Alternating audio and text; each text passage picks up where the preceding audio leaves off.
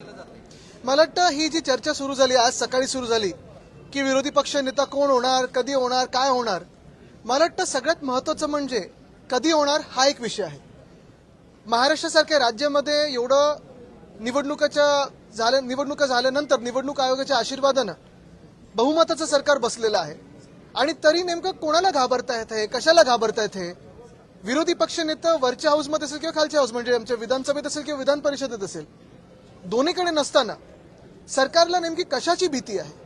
बरं, असं झालेलं आहे की सरकारमध्येच दोन विरोधी पक्ष नेते तयार होत नाहीत ना, असा देखील प्रश्न कदाचित मुख्यमंत्र्यांना पडला असेल आणि म्हणून कुठच्याही बदल झालेला आहे विरोधी पक्षाच्या प्रस्तावाच्या ह्याच्यात, ह्या अफवांवर विश्वास ठेवू नका. कोणी बातमी पेरलेली आहे, कधी पेरलेली आहे, कुठच्या माणसांनी पेरलेली हे आम्हाला सगळं माहिती आहे. पण एक लक्षात घ्या तुम्ही, जे आमच्या कानावर येते की सत्ताधारी जे बाक आहेत, एक पक्ष दोन गट असे जे आहेत, त्याच्यातून एका गटामधून 22 आमदार मुख्यमंत्र्यांच्या हाती लागलेले आहेत. जर तुम्ही गेल्या एका वर्षाचा अभ्यास केलात तर त्यांची कामं असतील, त्यांना फंड असेल, चांगला मिळालेला आहे. आणि उठ सांगितलं तर उठ, बस सांगितलं तर बस, उडी मार सांगितलं तर उडी मार, असं ते आता मुख्यमंत्र्यांच्या इशाऱ्यावर नाचायला लागलेले आहेत. नेमकं कोणी ह्याच्यातून धसका घ्यायचा हे ज्यांनी बातमी पेरली आहे हे त्यांना कळेल.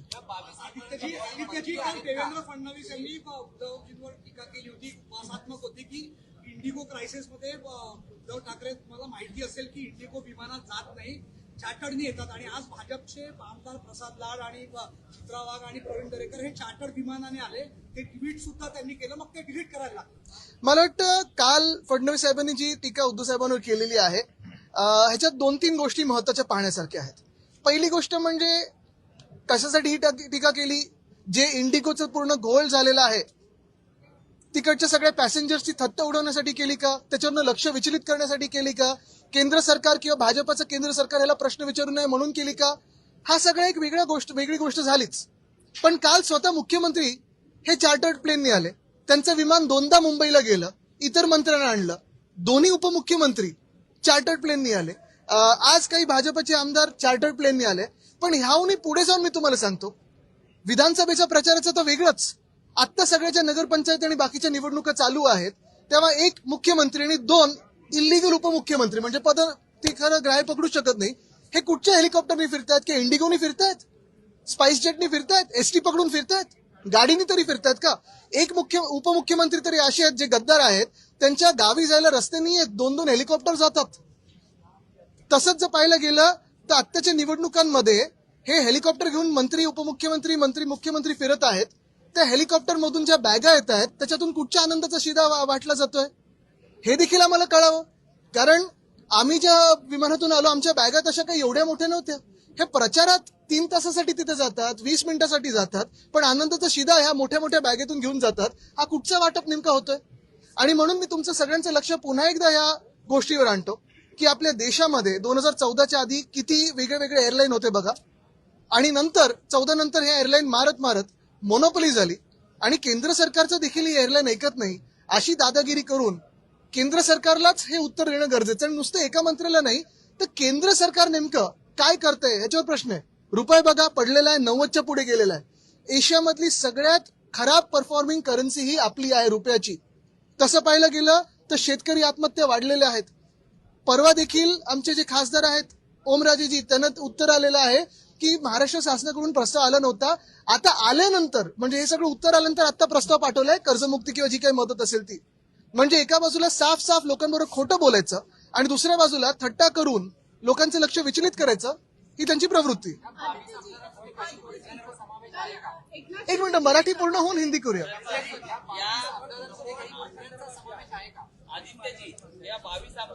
एक मिनिट, हे करून इथे येतो. काय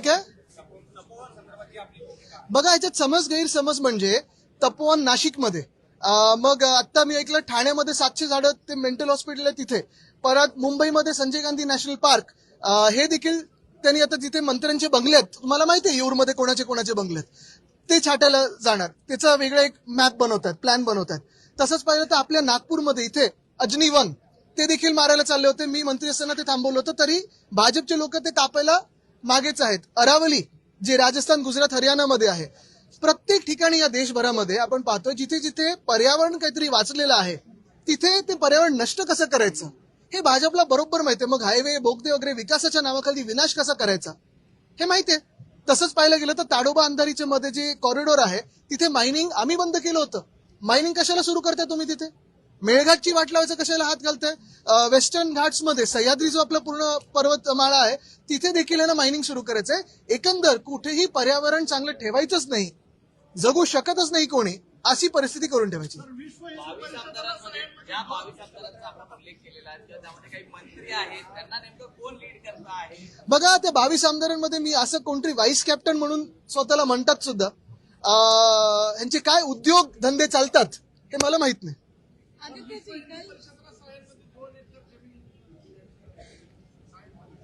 हा पण त्याच्यात पुढे काय नाही, पण त्याच्यात काही अनियमितता आहे का, घोटाळा आहे का, ते असेल तर सांगा, आम्ही आणू लोकांसोबत. सर एकनाथ शिंदे जी का कहना है कि विरोधी पक्ष स्पीड ब्रेकर का काम कर रहा है, हमारा पैर एक्सीलरेटर पे रहता है, उसके बाद भी प्रोजेक्ट्स की धीमी गति क्यों है? बिल्कुल, क्योंकि इनका पैर एक्सीलरेटर पे रहता है लेकिन आंखें पैसों पे रहती है, रास्ते पे नहीं रहती है. इसलिए तो हमें स्पीड ब्रेकर गतिरोधक बनना जरूरी होता है.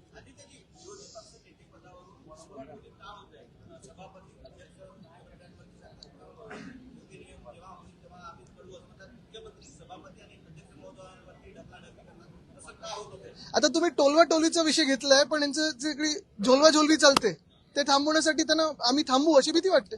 दिवाळी अधिवेशन 2 महिन्याचं घेण्यात यावं असं नाना पटोले यांनी मागणी केली आणि एक मिनिट. जाधवांनी त्याला दुजोरा दिला आहे. पण अध्यक्षांनी किंवा मुख्यमंत्र्यांनी याकडे पाठ फिरवली. हो, कारण थंडीच नाही तर ते हिवाळी अधिवेशन जेव्हा सुरू होईल. पण गंमत जरी बाजूला ठेवली तरी एक महत्वाचं आहे, जे आत सगळी चर्चा होते, अर्थात बीएससीच्या चर्चा बाहेर करत नाही कोणी, बरोबर आहे. पण ते आपण पाहतोय, म्हणतात 7 दिवसाचं, चर्चा आहे 5 दिवसात उरकतील. तसं पाहिलं गेलं तर सगळ्यात मोठं जे काही कामकाज आहे ते सप्लिमेंटरी डिमांडचं, पुरवणी मागण्यांचं. पण नेमकं काय नक्की चर्चेला तुम्ही आणणार आहात? कुठेतरी काही पॉलिसी चर्चा आणणार आहेत का? जी शेतकऱ्यांचं नुकसान झालं त्याच्यावर चर्चा होणार आहे का? काय मदत तुम्ही दिली त्याच्यावर चर्चा होणार आहे का? शहरांचं जे आपण पाहतोय सगळी वाट लागत चालली त्याच्यावर काही चर्चा होणार आहे का?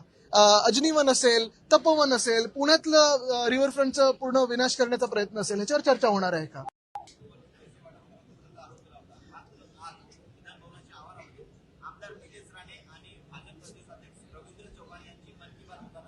बघा, मी त्यांच्या अंतर्गत विषयावर बोलणार नाही, पण शिवसेना ही एकच आहे आणि शिवसेना उद्धव बाळासाहेब ठाकरे पक्ष हा एकच आहे. बाकीचा मिंदेगताबद्दल त्यांना शिवसेना बोलणं योग्य नाही. त्यांनी सगळं चोरलेलं आहे. काय सांगाल म्हणजे ह्यांनी आता जाऊन शेतकऱ्यांमध्ये बोललं पाहिजे की जे त्यांनी निवडणुकीच्या आधी वचनं दिली होती ती कधी पूर्ण करणार. आपल्याला आठवत असेल, इकडच्याच अधिवेशनात उद्धव साहेबांनी मुख्यमंत्री झाल्या कुठेही निवडणुका समोर नजरेत नसताना देखील शेतकऱ्यांसाठी कर्जमुक्ती ही जाहीर केली होती. कर्ज माफी पण आम्ही बोलत नाही, मुक्त बोलतो आम्ही, माफ गुन्हेगाराला करतो. पण हेच सरकार, भाजपचं सरकार आणि सोबत दोन जे गट आलेत ते आता थट्टा उडवतात शेतकऱ्यांची आणि सगळ्यांची. धन्यवाद.